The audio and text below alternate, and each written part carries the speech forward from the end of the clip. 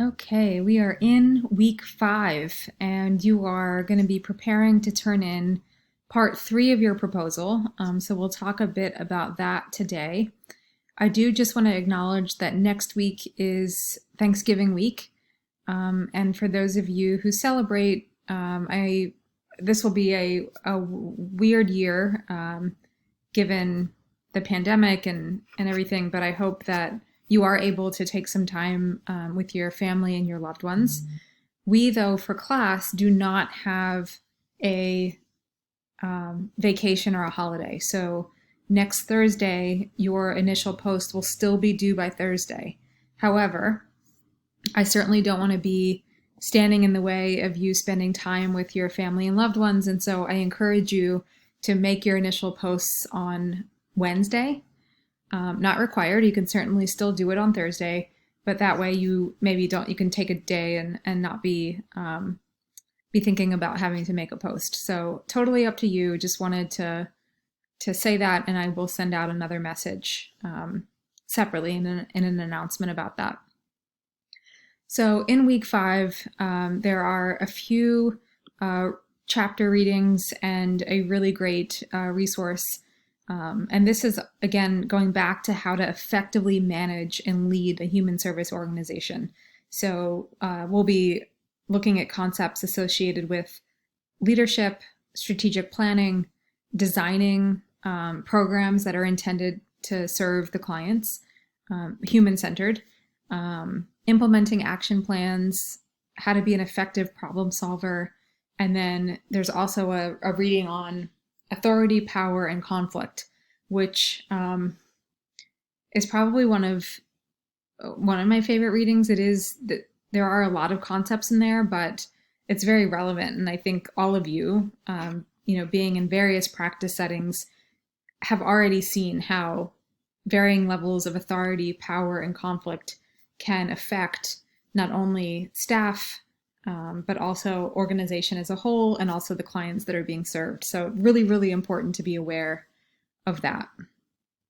And then you'll be submitting your part 3, and so we'll talk a little bit about that. In regards to authority, power, and conflict in an organization, to put it quite simply, working together with other people is not an easy task, especially when you are running an organization and there are a lot of things to be in conflict about. The theory of change, the way to provide a service, legal and operational constraints. And when you're in an environment where there's limited resources, that exercise of authority and power and the conflict that can come as a result of that can really just elevate. Humans that work together in an organization, we're just all very complex, and all of that starts to show up in the work that we do. So whether it is formal or informal, how power is used can really mold and direct and influence the behavior and actions of staff and workers and clients, and conflicts are just bound to occur. It's really a natural phenomenon, and so understanding it really puts you at an advantage to understand how to navigate that.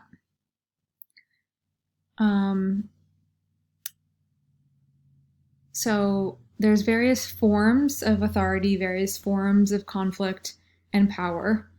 So I'll just give a couple examples. I'm not going to go into all of them, but please take time looking through this particular resource that's in the week 5 module.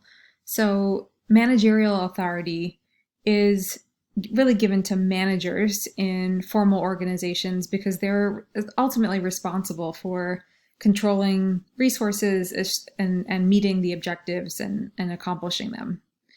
So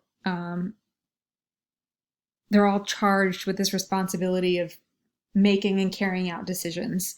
And so it's a pretty universal form of authority. But then there's staff authority, that staff in particular positions are given authority to carry out their particular duties. So, for example, when I worked at a homeless shelter in college, I was an overnight resident assistant. And so after 4 p.m., I was there from 4 p.m. to 8 a.m.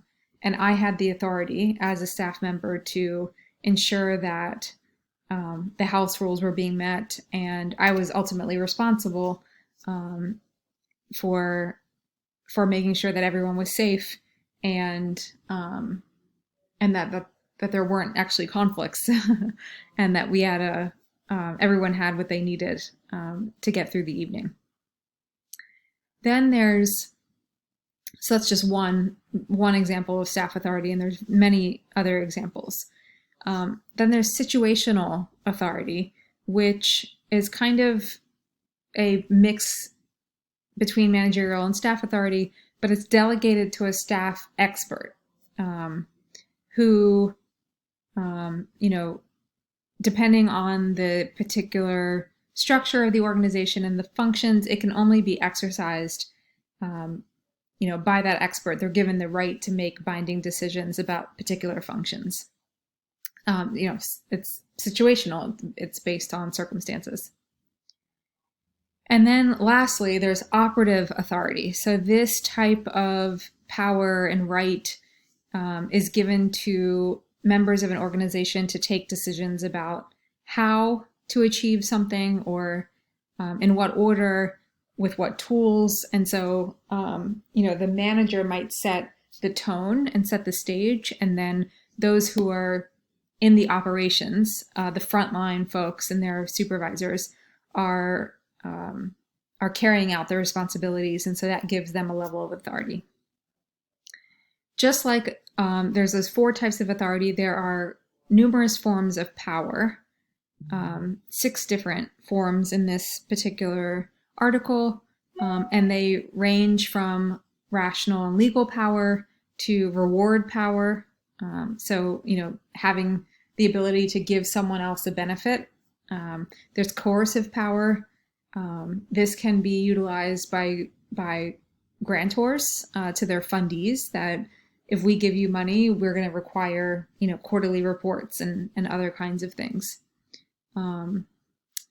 Referent power, charismatic power, and expert power are additional forms of power. So please do dig into those, see which ones you relate to.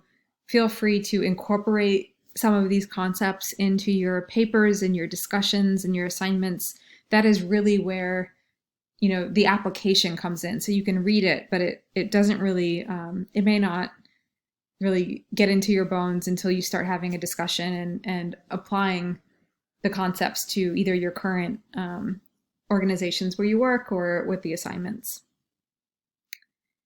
There are also various levels of conflict within an organization. And so there are intrapersonal conflicts that happen internally. So maybe there's a conflict with what I was hired to do and then what I'm actually doing.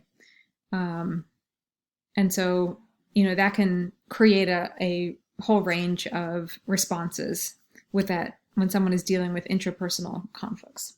Interpersonal conflicts are when there is a conflict between 2 or more workers in the organization, so it's between people. There's intra-group conflicts that occur because of roles or issues or interactions that are happening. So there is a lot to digest there. There's also various causes of conflict. So conflict can be caused because there's a change in expectation around someone's role. There's a change in status. So if the authority of a manager, for example, is reduced, that can cause conflict. There might be a change in goals and objectives, and there is a level of buy-in and work that needs to be done to ensure that conflict does not start and or remain.